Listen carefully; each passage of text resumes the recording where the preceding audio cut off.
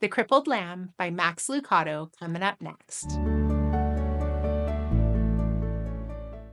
Let's begin. Once upon a time in a sunny valley, there lived a little lamb named Joshua. He was white with black spots, black feet, and sad eyes. Josh felt sad when he saw the other lambs with snow-white wool and no spots. He felt sad when he saw the other sheep with their moms and dads, for Joshua did not have a mom and dad. But he felt saddest when he saw the other lambs running and jumping, because he couldn't. Josh had been born with one leg that didn't work right. He was crippled. He always limped when he walked. That's why he always watched while the other lambs ran and played. Josh felt sad and alone, except when Abigail was around. Abigail was Josh's best friend. She didn't look like a friend for a lamb. She was an old cow. She was brown with white blotches that looked like rain puddles on a path. Her belly was as round as a barrel, and her voice was always kind and friendly. Some of Josh's favorite hours were spent with Abigail. They loved to pretend that they were on adventures in distant lands. Josh liked to listen to Abigail tell stories about the stars. They would spend hours on the hill looking into the valley. They were good friends. But even with a friend like Abigail, Josh still got sad. It made him sad to be the only lamb who could not run and jump and play in the grass. That's when Abigail would turn to him and say, "Don't be sad, little Joshua. God has a special place for those who feel left out." Josh wanted to believe her, but it was hard. Some days he just felt alone. He really felt alone the day the shepherds decided to take the lambs to the next valley where there was more grass. The sheep had been in this valley so long that the ground was nearly bare. All the sheep were excited when the shepherd told them they were going to the new meadow. As they prepared to leave, Josh hobbled over to take his place at the edge of the group. But the others started laughing at him. "You're too slow to go all the way to the next valley. Go back, slowpoke. We'll never get there if we have to wait for you. Go back, Joshua." That's when Josh looked up and saw the shepherd standing in front of him. "They're right, my little Joshua. You'd better go back. This trip is too long for you. Go and spend the night in the stable." Josh looked at the man for a long time. Then he turned slowly and began limping away. When Josh got to the top of the hill, he looked down and saw all the other sheep headed towards the green grass. Never before had he felt so left out. A big tear slipped out of his eye, rolled down his nose, and fell onto a big rock. Just then he heard Abigail behind him, and Abigail said what she always said when Joshua felt sad. "Don't be sad, little Joshua. God has a special place for those who feel left out." Slowly, the two friends turned and walked to the stable together.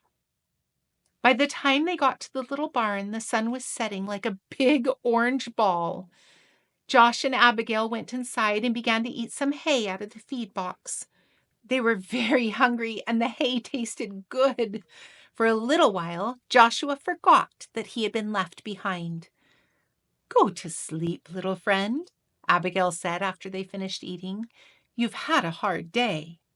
Josh was tired, so he lay down in the corner on some straw and closed his eyes. He felt Abigail lay down beside him, and he was glad to have her as a friend. Soon Josh was asleep. At first, he slept soundly, curled up against Abigail's back. In his sleep, he dreamed. He dreamed of running and jumping just like the other sheep. He dreamed of long walks with Abigail through the valley. He dreamed of being in a place that he never felt left out. Suddenly, strange noises awakened him. "Abigail," he whispered, "wake up, I'm scared." Abigail lifted her big head and looked around. The stable was dark except for a small lamp hanging on the wall. "Somebody's in here," Josh whispered. They looked across the dimly lighted stable. There, lying on some fresh hay in the feed box, was a baby. A young woman was resting on a big pile of hay beside the feed box. Joshua looked at Abigail, thinking his friend could tell him what was going on. But Abigail was just as surprised as Josh. Josh looked again at the woman and child, and then limped across the stable. He stopped next to the mother and looked in the baby's face. The baby was crying. He was cold. The woman picked up the baby and put him on the hay next to her. Josh looked around the stable for something to keep the baby warm. Usually there were blankets, but not tonight. The shepherds had taken them on the trip across the valley. Josh remembered his own soft, warm wool. Timidly, he walked over and curled up close to the baby. "Thank you, little lamb," the baby's mother said softly. Soon the little child stopped crying and went back to sleep. About that time, a man entered the stable carrying some rags.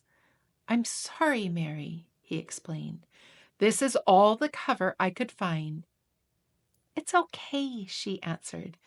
"This little lamb has kept the new king warm." "A king?" Joshua looked at the baby and wondered who he might be. "His name is Jesus," said Mary, as if she knew Josh's question. "God's son. He came from heaven to teach us about God." Just then there was another noise at the door. It was the shepherds, the ones who had left Joshua behind.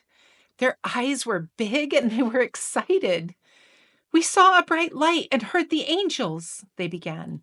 And then they saw Joshua next to the baby. "Joshua, do you know who this baby is?" "He does now." It was the young mother who was speaking. She looked at Joshua and smiled. "God has heard your prayers, little lamb. This baby is the answer." Joshua looked down at the baby. Somehow he knew this was a special child, and this was a special moment. He also understood why he had been born with a crippled leg. Had he been like the other sheep, he would have been in the valley.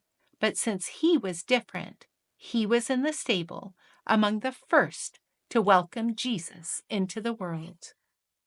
Joshua turned and looked back at Abigail and took his place beside his friend.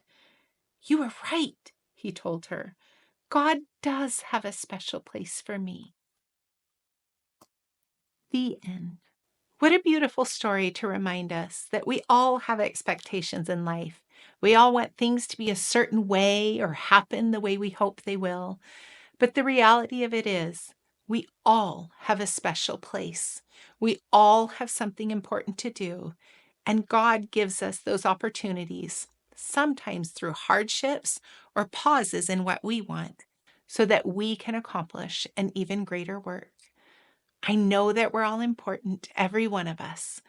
And I hope that each one of us will seek to figure out how our trials and the things that we may not like can be used for great good. Thanks for joining me today. And always remember, look for the good in the world. Look for how we can be the good in the world. And if you can't find it, create it yourself. We'll see you next time. I couldn't remember his name. They love to pretend that they were on.